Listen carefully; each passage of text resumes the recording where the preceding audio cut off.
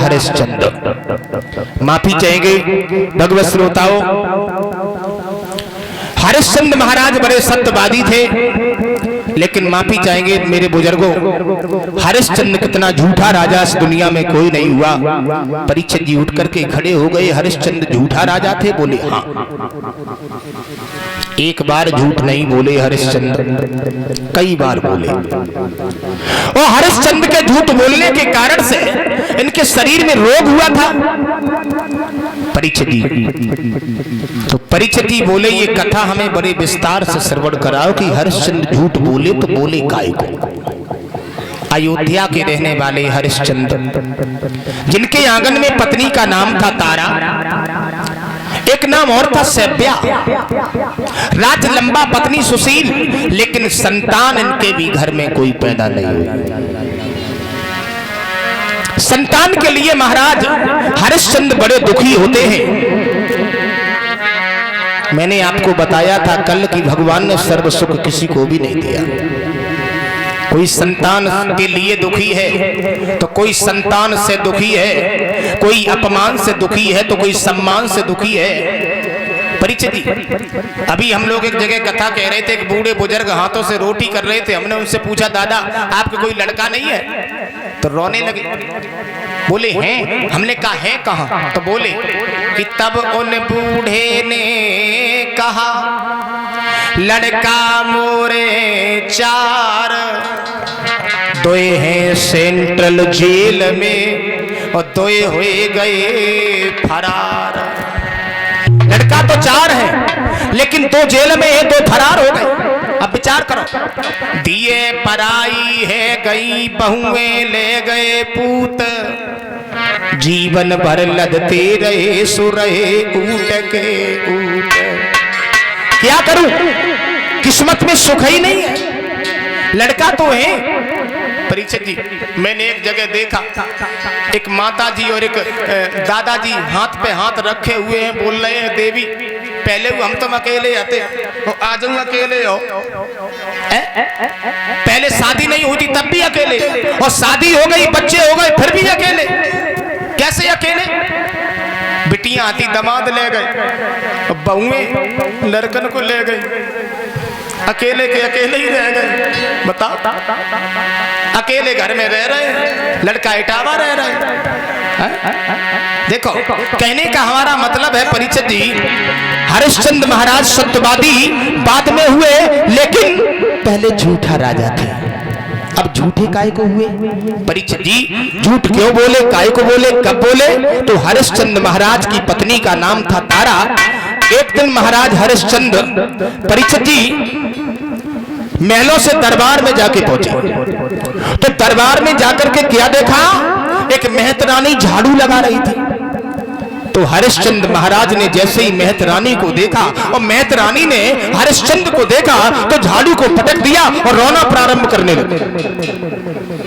राजा ने महतरानी से सवाल किया, देवी तुम क्यों रोई? महतरानी बोली, महाराज मेरी इतनी औकात नहीं है जो हम तुमसे मुंह से मुंह लगा करके बात करें, लेकिन अगर आप पूछ रहे हो तो मैं ये बताऊंगी कि मेरे रोने का कारण क्या है। हरिश्चंद्र बोले, क्या कारण है? तो महतरानी बोली, महाराज जब जब मैं आपको देख लेती हूँ तब तब मुझे एक दिन नहीं 4-4 दिन भोजन नसीब नहीं होता। आप संतानहीन हो, आप निर्वंशिया राजा हो, और जो राजा ने इतने शब्द सुने एकदम से परीक्षित जी मरने के लिए हरिश्चंद्र एक जंगल में जाकर के पहुंच गए। ऐसे राजा को तो मर जाना ही अच्छा है, जिस राजा के चेहरे को निहार करके प्रजा के लोग दुखी हो। प्यारे बंद का एक दे जाए कि जा सुराज तज प्रजा दुखारी, वो नृप अवस नरक अधिकारी। जिस राजा को निहार करके प्रजा के लोग दुखी हो तो परीक्षित जी वो राजा एक नरक का अधिकारी होता है। ऐसे राजा को तो मर जाना ही अच्छा है। हरिश्चंद्र ने सोचा जो हमारे चेहरे को निहार करके प्रजा के लोग दुखी हो। परीक्षित जी तो याद रखना, उसी समय महाराज हरिश्चंद्र जो है मरने के लिए जंगल में चले गए। सोचने लगे इसी कुआं में गिर करके अपनी आत्महत्या कर लेंगे, लौट करके अयोध्या में नहीं जाएंगे, क्योंकि हमारे प्रजा के लोग हमारे चेहरों को निहार करके बहुत दुखी होते। और जो परीक्षित जी कुआं में गिरने को हरिश्चंद्र चले, वैसे ही कुआं से वरुण देव प्रकट हो गए। ठहरो परीक्षित जी, हरिश्चंद्र महाराज ने वरुण देवता को देखा, हाथ जोड़ के खड़े हो गए। महात्मा जी, वरुण कहने लगे कौन हो तुम? मैं हरिश्चंद्र हूँ। काय को रोते हो? राजा होने के बावजूद भी तुम्हारी आंखों में आंसू? स्वयं रोने वाला राजा कभी किसी को मुस्कुराहट की लकीरें नहीं दिखा सकता। अरे तुम क्यों रोए? हरिश्चंद्र कहने लगे बाबा जी मैं अकेला नहीं रोता हूँ। कौन कौन रोता है? हमारी पत्नी बहुत रोती है। काय को रोती है? सुनो महात्मा जी, इतने दिन भय न संतान भई, दुनिया सवासी उड़ाती है। वरुण देव, लोग हमें निवल बतलाते, मेरी रानी बालिका की।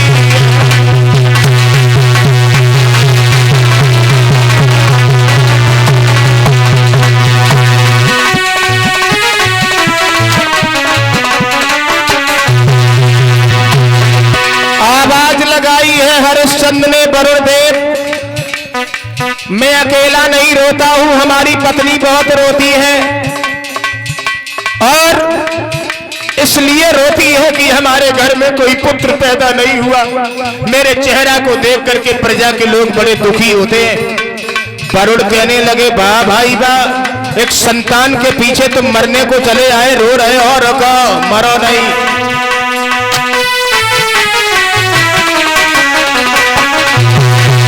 बोले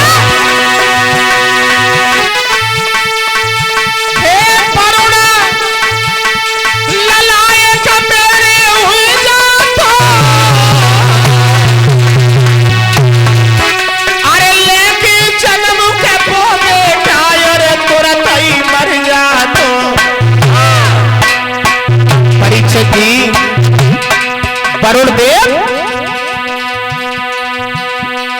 भैया सुनी राजा की बात, वरुण ने कही कलाई। भैया सुन राजा की बात, वरुण ने कही कलाई।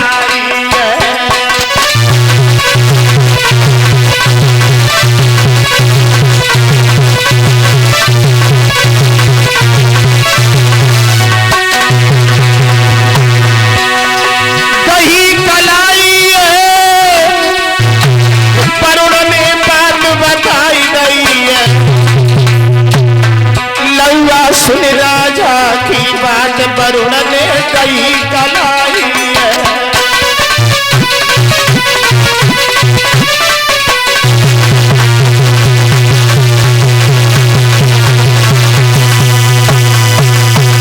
हरिश्चंद्र ने जवाब दिया है वरुण देव, मेरी पत्नी के उधर से अगर एक पुत्र पैदा होकर के मर जाता तो निर्वंशिया का कलंक छूट जाता। हमें ये मतलब नहीं है कि हमारा पुत्र बड़ा होकर के हमारा नाम चलाए, पुत्र पैदा होए हम मर जाए। वरुण ने झपट के हरिश्चंद्र का हाथ पकड़ लिया। ठहरो हरिश्चंद्र, तुमने ये कहा है कि पुत्र पैदा हो के मर जाए? बोले हाँ। ठीक है हरिश्चंद्र, एक बात तुम याद रखना, तुम्हारी पत्नी के गर्भ से पुत्र पैदा होगा। बाबा जी पुत्र पैदा होगा? पूरी बात सुन लिया करो, बीच में मत बोला करो, समझ गए? पैदा तब होगा जब तुम हमें वचन दोगे। कौन सा वचन? पुत्र पैदा होते ही होते तुम्हें उसे यज्ञ में काट के बलि चढ़ानी होगी। चढ़ा दूंगा, चढ़ा दूंगा। क्या? बिल्कुल चढ़ा दूंगा। हमारा जाई के हरा है, पुत्र पैदा हो जाए तुम आ जाना। कसम खाओ गुरु की कसम खाता हूँ वरुण देव, पुत्र पैदा होते ही होते तुम आ जाना, तुम्हारे सामने काट काट के यज्ञ में बलि चढ़ाऊंगा। वरुण बोले तो जाओ, मेरा वचन है तुम्हारी पत्नी के गर्भ से पुत्र पैदा होगा, लेकिन बहाना अगर बनाया तो हमसे बुरा कोई नहीं है। हरिश्चंद्र बोले बहाना काहे को बनाएंगे भाई, पुत्र पैदा हो जाए तुम आ जाना और हमारा कलंक तो छूट ही जाएगा।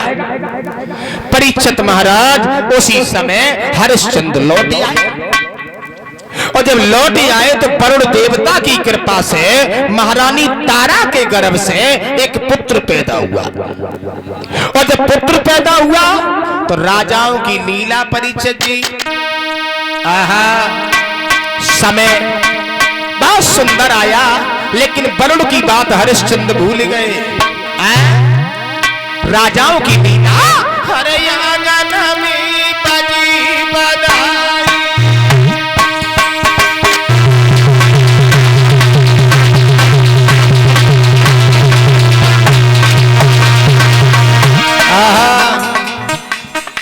आंगन में बधाई बज रही है और राजा रोए खुशी मनाई।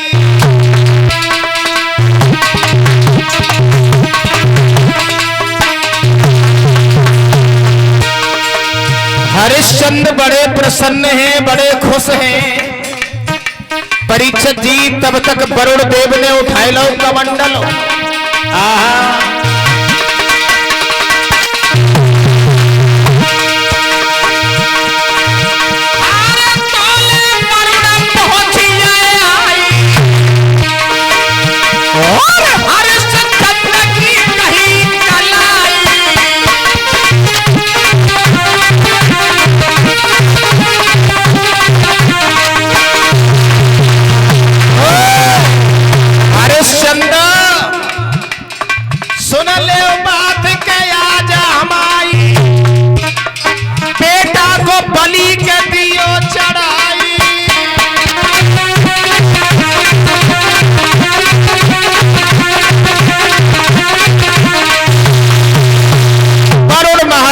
गए। हरिश्चंद्र को बुला लिया पास में। हरिश्चंद्र महात्मा जी, हाँ पहचान निकल आओ। भीड़ कैसी है? ये भीड़ हमारे घर में आज एक पुत्र रतन की प्राप्ति हुई है। अच्छा पुत्र हुआ है? हाँ। किसकी कृपा से हुआ? किसकी कृपा से हुआ? हमें पहचान लिया? हमें महात्मा जी पहचान लिया। तुम उस दिन कंबल ले गए थे पहले। कंबल वाले दिखाई दे रहे। भैया का जो कंट्रोल ही ना, हम कंबल वाले ना महात्मा जी खैर हमारे पास इतना समय नहीं है। आपको कुछ मांगना हो तो मांग लो। हमारे सारे प्रजा के लोग आए हैं, आज आंगन में बधाई बज रही है। एक बच्चा पैदा हुआ सुबह। तो जब बताओ बच्चा किसकी कृपा से हुआ? किसी भगवान की कृपा से हुआ। अरे कोई अच्छा सीधा भगवान की कृपा से हुआ? हाँ। कोई मिला नहीं था? एक महात्मा मिले थे बहुत पहले। कब मिले थे? अब समय होएगा, उनका उनकी लिस्ट बनाए थोड़ा ही बता रहे। वन में मिले थे ना? हाँ। कैसे आते? लंबी लंबी दाढ़ी थी, बड़े बड़े बाल थे। बस बस यही कमी हो गई है, हम ही है वो। आप?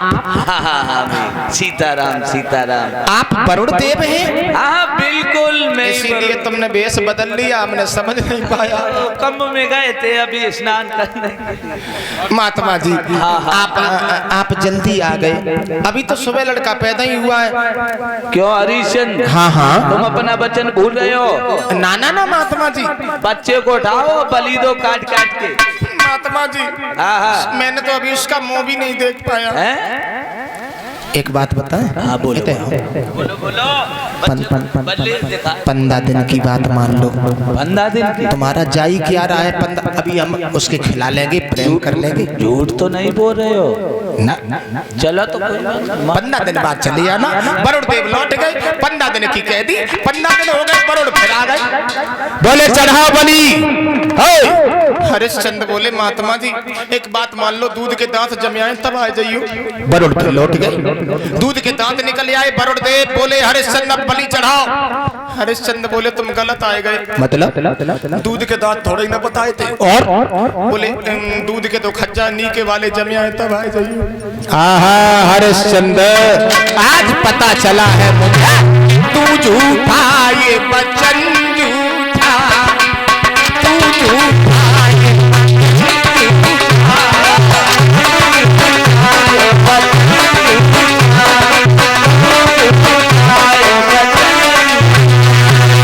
हरिश्चंद्र, बोला आज पता चला है तू झूठा, तेरा वचन झूठा। बाबा जी ऐसे न कहो। हाँ?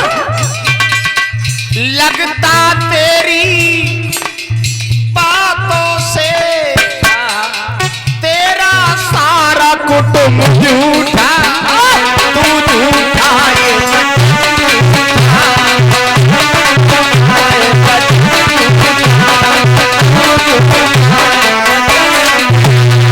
और सुनो, बोला सत्य वचन की आन तोड़ कर, सत्य वचन की आन तोड़ कर, करता मेरा मन फीका, तू झूठा ये बचन झूठा, झूठा ये बचन झूठा।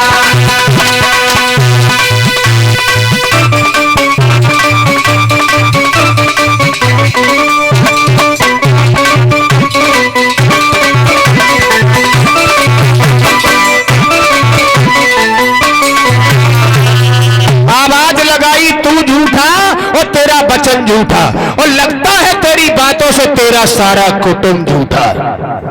हरिश्चंद्र, आज हम तुम्हें माफ नहीं करेंगे।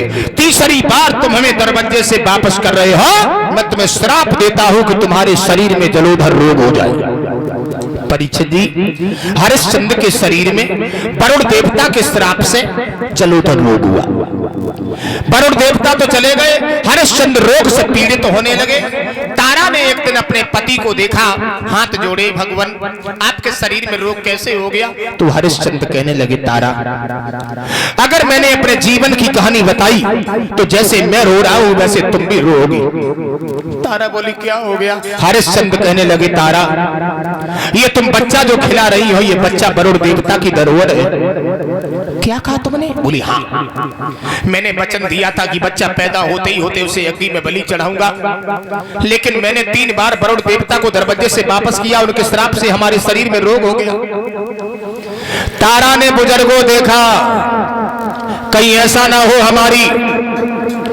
हमारा लड़का कहीं हमारे पति बलि न चढ़ा दे। उसी समय आज परीक्षित जी रोहितास धीरे धीरे बड़े हुए। बड़े होने के बाद मैया तारा ने रोहितास को दौलत दे करके और परीक्षित जी आधी रात्रि के समय पर जंगल में भेज दिया। बेटा जंगल में रह करके जिंदगी काट लेना, कभी लौट करके नहीं आना, ठीक है ना? रोहितास परीक्षित जी वन में पहुंचे थे, और वन में जाकर के जब रोहितास वन में पहुंचे थे, 10 वर्षों तक रोहितास वन में रहे। 10 वर्षों के बाद लौट करके जब आने लगे तो रास्ता में इंद्र ने रोक लिया। कहां जा रहे हो? मैं अयोध्या जा रहा हूँ। इंद्र कहने लगा, बुद्धि खराब है तुम्हारी रोहितास, अयोध्या में जाओगे मारे जाओगे, तुम्हें यज्ञ में बलि चढ़ाया जाएगा। तो क्या करें महाराज इंद्र? अरे करो क्या, तुम्हारे पास बहुत सारी दौलत है, इस दौलत से कहूं गरीब के लड़का को खरीद लो, और गरीब के लड़का को खरीद करके उसे यज्ञ में बलि चढ़ा दो, तुम्हारे पिता का रोग ठीक हो जाएगा और तुम्हारे प्राण भी बच जाएंगे। परीक्षित जी रोहितास ने गुरु विश्वामित्र के बहनोई अजीग्रत के पास में पहुंचे थे, जहां पर अजीग्रत महाराज के आंगन में 3 लड़का थे, और इतने गरीब थे जो वृक्षों के पत्ते खाका करके जिंदगी का गुजारा किया करते थे। उन्हीं के यहां से परीक्षित जी एक बालक को खरीद लिया।